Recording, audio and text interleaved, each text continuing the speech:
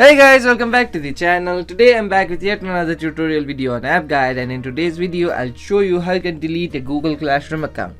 So you created a Google Classroom account in order to join the classroom and receive the study materials and the assignments.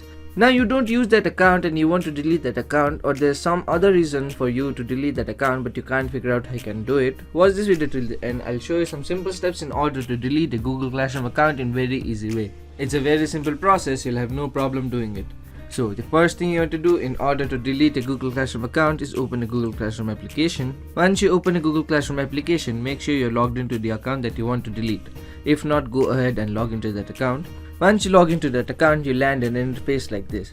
From here, what you want to do is tap on the profile icon on the top right corner of your screen. Then tap on Manage your Google account.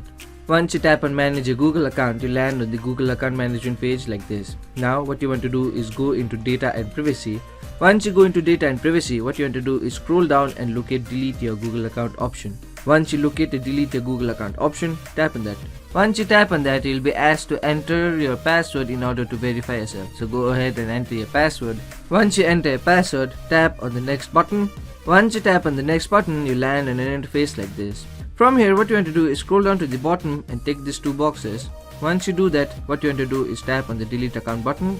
So if you do this process, what will happen is you'll delete your Google account completely. You'll also lose other Google services like YouTube, Gmail, photos, etc. So if you want to do that, follow this step.